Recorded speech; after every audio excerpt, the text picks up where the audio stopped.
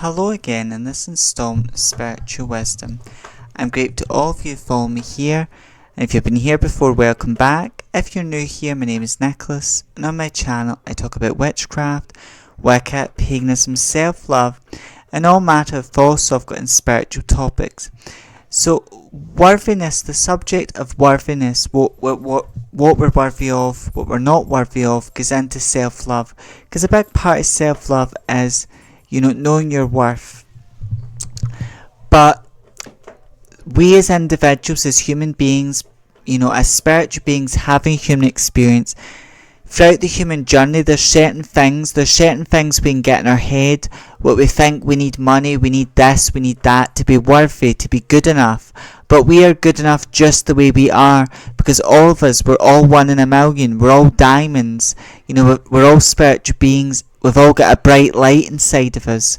We all have the power to change the world for the better, and we have the power to manifest our dreams, our goals. And everything we need does not lie outside of us, it lies deep within us. And our worth and our hidden potential lies deep inside of us, not outside of us. And all the answers we seek lie in our heart, lie in our and our soul. We've all got intuition, and intuition's that strong feeling you get. I call it the voice of God, the voice of spirit, but it's that strong feeling you get when something good or bad's going to happen, or when someone is not genuine, they're not what they claim, or someone is genuine. Your body never lies to you, and we've all got that feeling, that inner knowing. But there's things in life that we may pick up or get into our heads, and they're like chains. So in our life, we may not be in a prison cell, we may not be locked up in a prison, but we can be our own jailers by doing these 5 things. So these 5 things are things that we all do, or we may have had a habit of doing them, and we need to heal from them. So number 1 is validation. As human beings, if we've got a good loving family, our family love us for who we are, not the idea of us. They love us for who we are, and they accept us. But again, some people, I'm in a place where I'm quite lucky. A good upbringing. I had a good upbringing. Some family difficulties, but I'd say a lot of my family members loved me, and I had a good connection with a lot of my family members. But not everyone is so lucky, because a lot of people are in toxic family units, or they've got a lot of family trauma, and you may feel like you've got to do X, Y, and Z, or you've got to be a certain way to get validation, And again, sometimes your family just loved and accepted you for who you are, but maybe society, maybe you feel you need to be accepted by other people, where you need to get a stamp of approval. And that's why I always say in life, let go of validation. Do what feels right in your heart and soul, because not everyone's going to like you no matter what you do. Not everyone's going to like you. Not everyone's going to understand you or approve your actions, but you will find your tribe in life. You will find the people for you.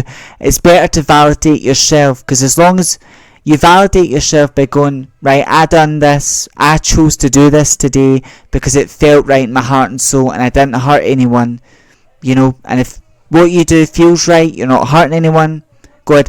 An example of this could be like, if it's your family unit, okay, or maybe you have a group of friends, right, childhood friends you went to school with, or you've been friends with these people for years.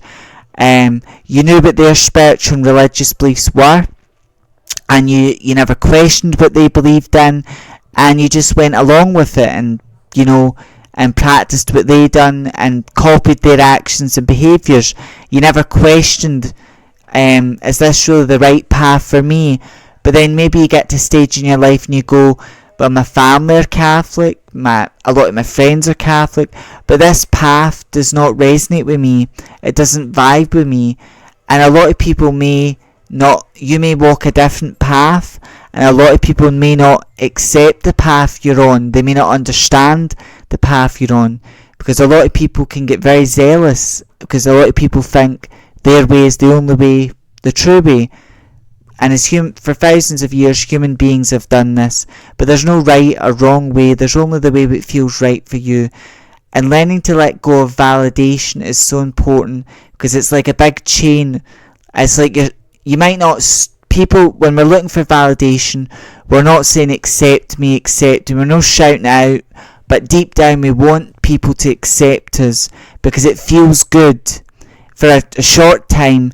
But then if you were denying your beliefs, your values, it's like some people, they're in a toxic group, a toxic friend group, and their friend might have punched an innocent person, and they all witness it, and they all do something they know is wrong, because they're afraid of rejection and they're afraid to get validation.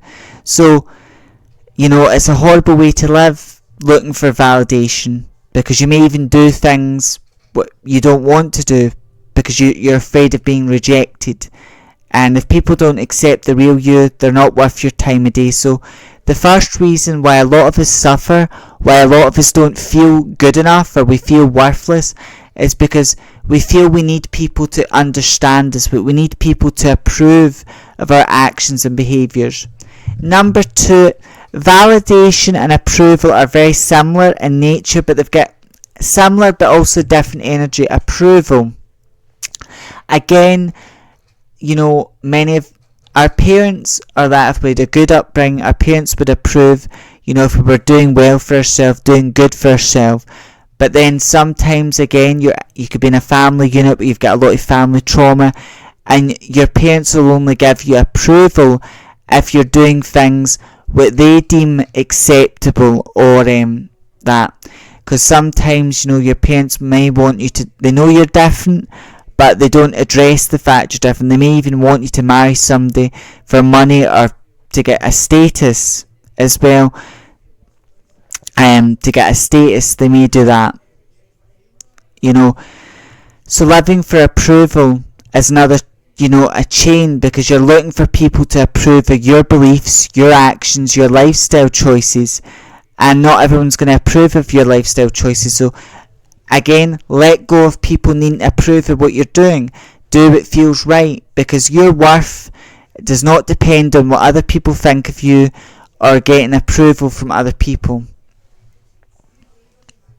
Money. Now, money's one of those things. Money is a wonderful thing. We live in a material world. Money's a must. We need money to survive. We also need money for more luxurious things. And it's important we have a good and positive attitude about money. But you could be sitting with nothing. And I mean, you could be sitting with no money. You could be skint, penniless. Does that mean you're lesser than anyone else? You could be sitting with penniless. There could be someone sitting with a fortune and they're unhappy, because it's the little things in life that make us happy, and money can lead to happiness. But at the end of the day, just because someone's got more money than you doesn't mean they're better than you. No one's better, no one's lesser. Everyone's at different levels in life, and the amount of money you've got in your bank account or wallet doesn't depend on how worthy you are. There's a lot of people that have got a lot of money, but they're the most rude. Some people, they were born into wealth. Some people, they make their own money, and they were nasty by nature. Before they had money, they were nasty by nature. Just the money they get is, releasing their true colours and boosting their ego. But a lot of people feel they need a certain amount of money to be good enough, to be worth it, and you don't need money or material things to be good enough, because your worth is deep inside of you, and no one can take your worth away.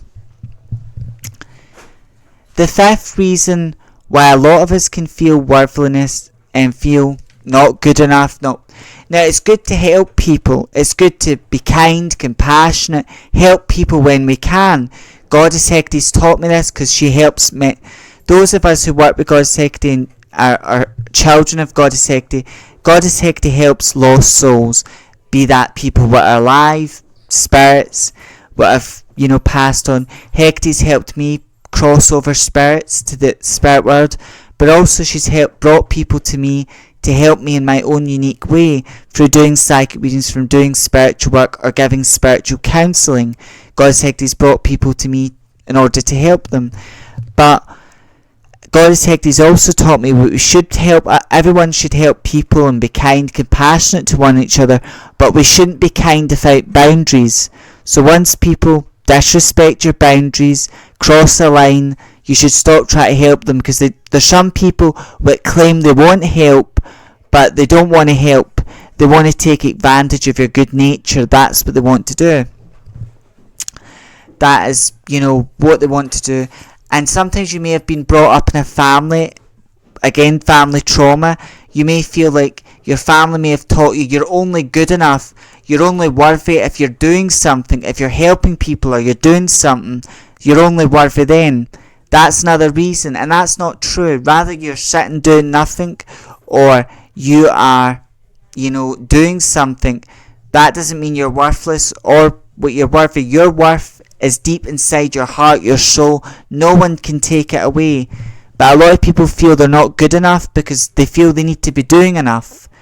And that could be because they've got family trauma, societal trauma. Trauma can come to people in different ways, different forms, and I'm not a licensed therapist of that. It's just, therapy is something I've studied or have an interest in. But again, from a spiritual perspective, these 5 things can really make you feel trapped. Also, caring what other people think of you, also, that can make you make you feel worthless or not good enough, because again, we care what other people think because we want validation. It's good for our ego, but it's best to let go of what the ego, and you can't necessarily destroy the ego or the shadow self. We can work with it, but don't live for praise, don't live for validation.